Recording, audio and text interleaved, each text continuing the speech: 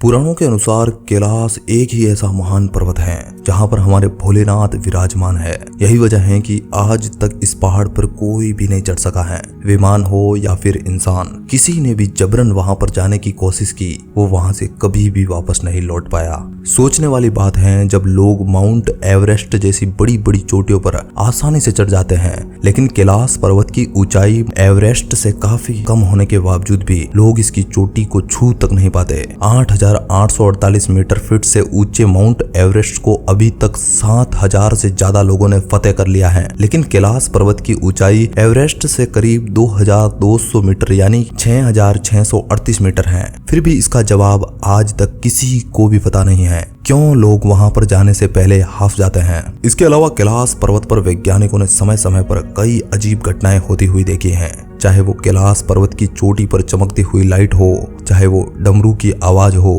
या फिर ओम की आवाज हो। कभी कभी इन पर्वतों में शिव जैसी आकृति भी दिखती है। इस वजह से 2015 में नासा के वैज्ञानिकों ने गूगल अर्थ जैसी एडवांस सैटेलाइट से दोबारा से रिसर्च की ताकि वो उन सभी रहस्यों को बड़ी गहराई के साथ पता लगा सके जो आज तक एक रहस्य बनी हुई है। लेकिन इन नई इमेजेस से जो हकीकत सामने आई उसने नासा समेत दुनिया के सभी वैज्ञानिकों को हैरान कर रख दिया। इतना ही नहीं, गूगल ने तो यह तक दावा कर दिया कि उन्होंने कैलाश पर्वत पर भगवान शिव को समाधि मुद्रा में देखा है। और जब इन इमेजेस को आप भी देखोगे तो आपके भी होश उड़ जाएंगे, आप भी यकीन नहीं कर पाओगे। आज के इस वीडियो में कैलाश पर्वत के बारे में काफी कुछ जानने को मिलने वाला है जो पहले आपने शायद ही कभी सुना होगा, इसलिए वीडियो को एंड तक जरूर देखिएगा।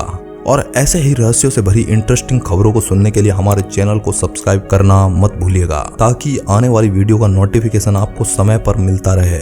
नमस्कार साथियों, मैं आपका दोस्त नितेश और आप देख रहे हैं दिव्य रहस्य यूट्यूब चैनल। पौराणिक मान्यताओं के अनुसार कैलाश पर्वत वो स्थान है जहां पर हमारे भोलेनाथ निवास करते हैं और यहीं पर भगवान शिव अपने परिवार के साथ रहते हैं। कैलाश पर्वत वो स्थान है जहां पर 4 महान नदियों का उद्गम होता है, ब्रह्मपुत्र, सतलज, कर्णाली और गागरा। लेकिन 1962 के भारत चाइना युद्ध के बाद कैलाश पर्वत के साथ साथ इन सभी नदियों पर भी चाइना का अधिकार हो गया।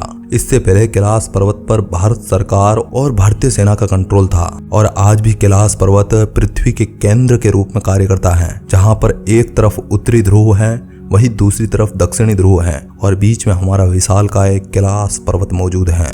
इसके अलावा दुनिया भर के कई वैज्ञानिकों का यह भी मानना है कि कैलाश पर्वत पर कई कीमती संसाधन पाए जाते हैं, इसलिए चाइना ने इस पर चढ़ने की कई बार कोशिश की, वहां पर संसाधनों को ढूंढने की कोशिश की, लेकिन उसे हर बार नाकामी ही मिली। लेकिन चीन यहीं पर नहीं रुका। इसके बाद भी वो 2001 में स्पेन और रूस के कई जाने माने वैज्ञानिकों के साथ मिलकर वहां पर चढ़ाई की, लेकिन कुछ भी उन्हें हाथ नहीं लगा। लेकिन भारत के इस महान पर्वत ने इन सभी वैज्ञानिकों को ऐसी चीज दिखाई, उसे देखकर ये सभी वैज्ञानिक एक गहरी सोच में पड़ गए। इसी टीम के एक वरिष्ठ वैज्ञानिक कर्नल RC विल्सन ने बताया कि जैसे जैसे हम पर्वत के ऊपर की तरफ जा रहे थे वैसे वैसे अचानक से ही सारा वातावरण चेंज हो रहा था। साफ बादल एकदम से तूफानों में बदल जाते थे। परिस्थितियां ऐसी हो जाती थी कि मानो कोई ऊपर जाने से हमें रोक रहा हो। रूस के वैज्ञानिकों ने तो यह तक कह दिया कि हमने कई पर्वतों की चढ़ाई की है, लेकिन कैलाश पर्वत एकमात्र ऐसा पहाड़ है जहां से हमें वापस लौटना पड़ गया,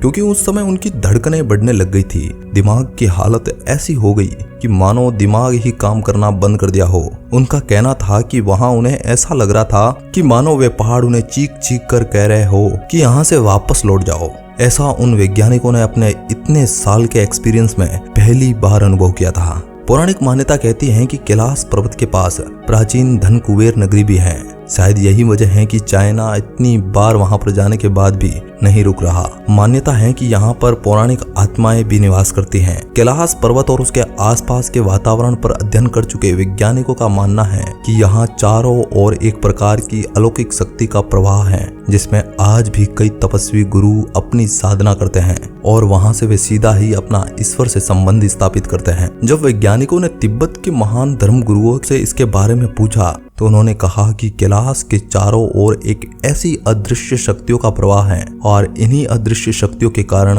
आज भी कैलाश पर्वत पर कोई भी नहीं चढ़ सकता। और जिसने भी वहां पर जबरन जाने की कोशिश की उसमें से ज्यादातर लोग अपनी जान गंवा बैठे। साथ ही इस पर्वत के आसपास कई ऐसे जीव देखे गए जो देखने में तो इंसान की तरह ही थे, लेकिन आकार में इंसानों से कई बड़े थे।